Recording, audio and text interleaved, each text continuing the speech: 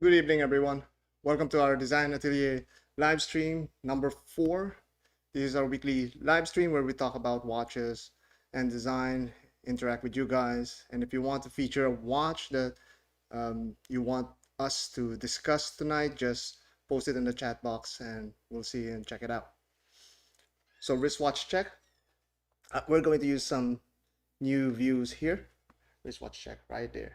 I'm wearing my Zillows Swordfish, the Damascus titanium, very light.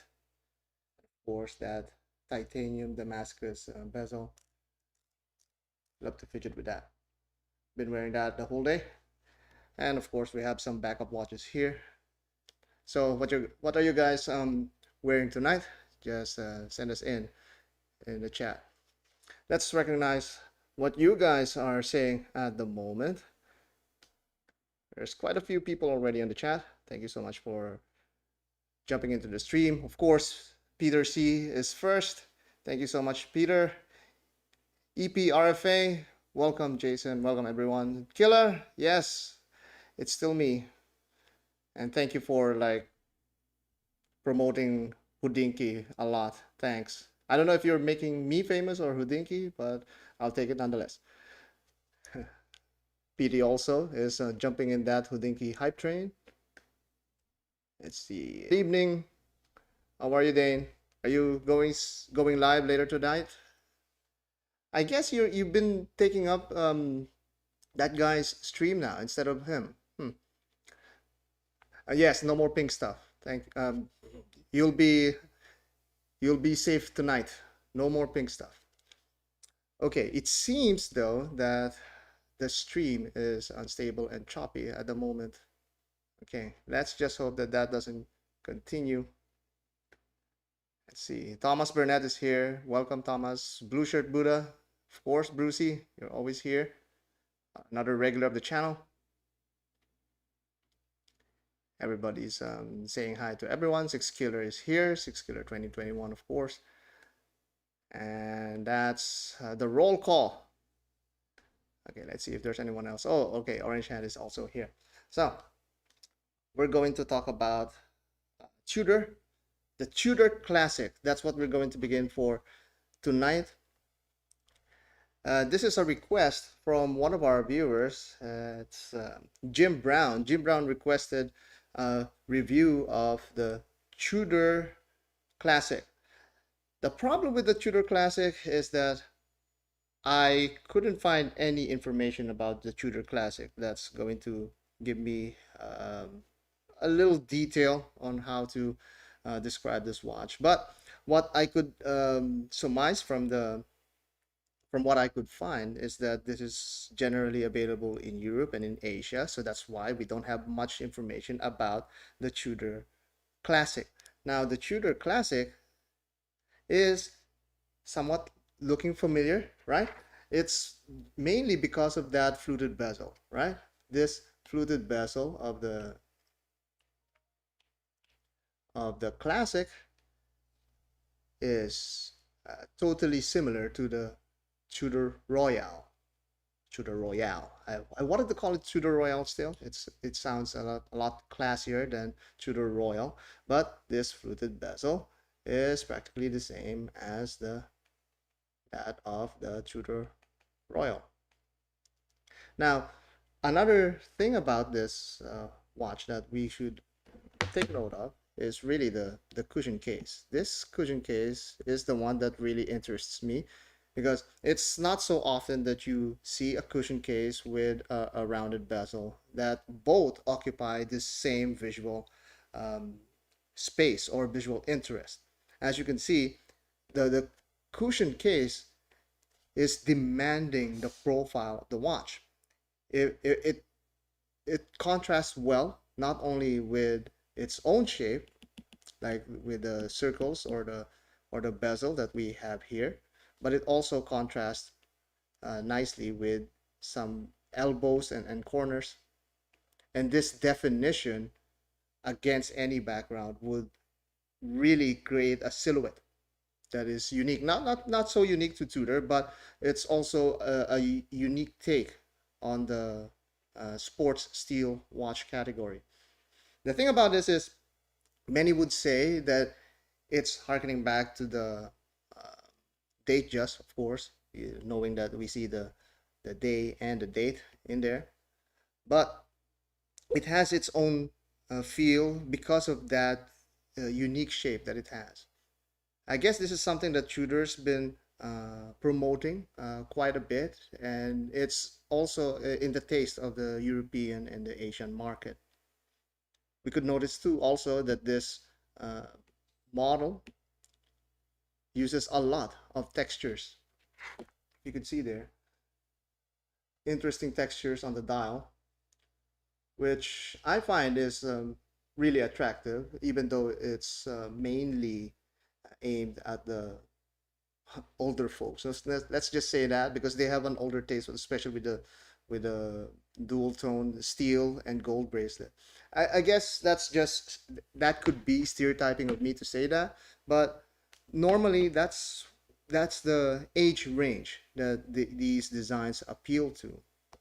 But nonetheless, they have interesting dials to choose from, and it's something that maybe not in the US market. I'll sip of my coffee there. We could also notice that some of the designs are also featuring diamond inlays, not inlays, diamond um, applications on the hour markers. And this particular model. This is a newer model that we can see here. Text that clearly says it's date and day. I don't know how to think of it, but this is something that I really do not like. For something that's a stickler to text and design, this is something that we want to address a little bit. And let me describe to you why I do not like that. This is something that bugs me with many product designs, not just watches, but in any graphics design idea. When you create or when you integrate text into your design, normally the threshold is three different fonts and sizes. And you have that here with this font, and you have the Genève, which is really small. And then you have a totally different font again with the date, day. Now that's just this area right here. And that's bugging me out because now, if you consider that, and this text here, which is now four different fonts, and this, the feet and the numerals, we're now seeing like a minimum of six different texts here. And in design and in graphics design, that portrays the you're just inserting many different elements without thinking about the overall theme or without uniformity. And in a subliminal level, it looks disorganized. And we're not even talking about the logo, which is like the logo also is it's just a logo, printed logo.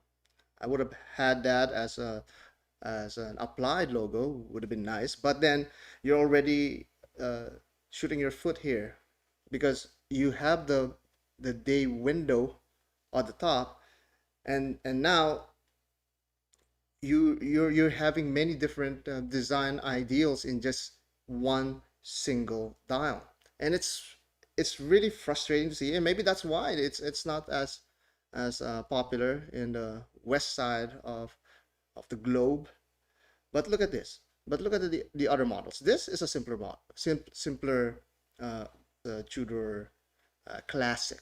I don't know if it's even classic in any shape or form. They just call it the classic. But look at here. This is a simpler setup. You could see the indices are the same length, except for this, which is again another pet peeve of mine. But I digress. But then the logo occupies the same line, so that's a big plus to me. And then now you could have this clear space. It's a clear line of shape that's being formed because of the uniformity of the indices, and that's something I really enjoy. And now you have all of the space and attention to put your Tudor branding and also the rotor self-winding text that you could put underneath. And that's a little bit better compared to the other one. But I guess the other one was meant to be flashy because of all of the diamond settings. And yeah, and then you have the sunburst. So like you could only imagine this in person. It's going to compete with all of these different design aesthetics. It's not as uniform as uh, you could hope for compared to its other more subtle line, if we could say that. And that's the Tudor Classic. I can see myself wearing one, but these are really small watches. Most of them are in the 28 millimeters. There's some that's in 41, but that's as big as it gets. It does project a bigger profile though because of the cushion case, and that always does that because it's you just see there's so much space there, and that pushes the eye line and makes the watch bigger than it is, right? And we're not even measuring the lug to lug length. I don't know. I didn't measure that beforehand, but that creates a bigger profile, even though it's actually a small watch. All right, let's go back to the chat while we're at it. You guys have been saying some stuff. Okay, Orange Hand was here. Thanks for being joining the stream. Thomas Burnett is here. Paul M also joined us. Junior Johnson is also here. Dane is wearing his swordfish black sandile. Okay, Junior Johnson also said hello to Thomas Bernard. Tom Austin, thanks for joining us. I saw your comment. We're going to talk about that later. And Thomas Bernard says, I really dislike the fluted bezel. It doesn't look anything like the conventional Rolex fluted bezel because it's too wide with its flutes. Yeah, you're right. And the thing is, in images, it looks like it's a pie crust to me in some in some angles. But that's also because these ridges are kind of soft. If you, Sanjay was here. Sanjay, you could attest to that. That to your Tudor Royal, those lines are not, in some areas soft. Yeah, and because of those softness and those ridges here, it looks this whole flute here looks soft as well, and clearly defined cuts and ridges may be off-putting to some. That's why I mean the or maybe it just with the Rolex fluted good looking, or it looks more defined, more refined in a way. And about the Tudor Royal, and also something that's not as appealing to me either for this Tudor Classic.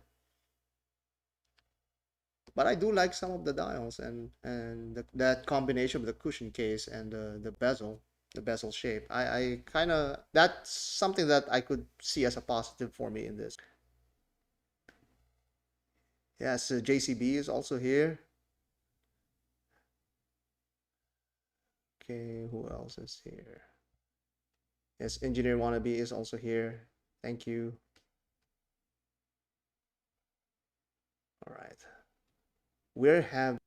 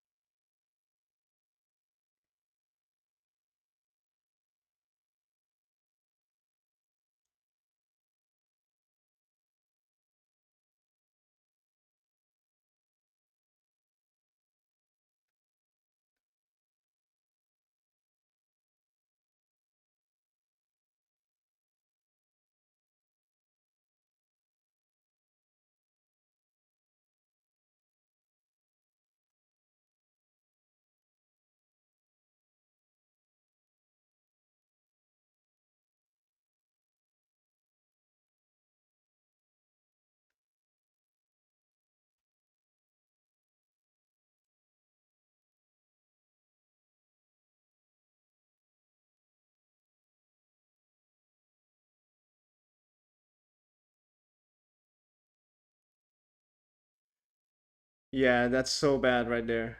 Sorry, Mark P. You had to reset your Wi-Fi, but it's actually me.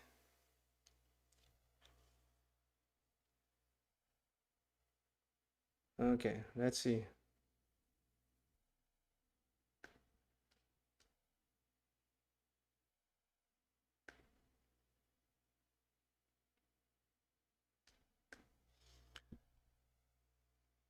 All right, guys. I'm sorry about that. It's the connection is really poor at the moment, so might as well just I actually restarted the OBS, but it's still not going. I think it's my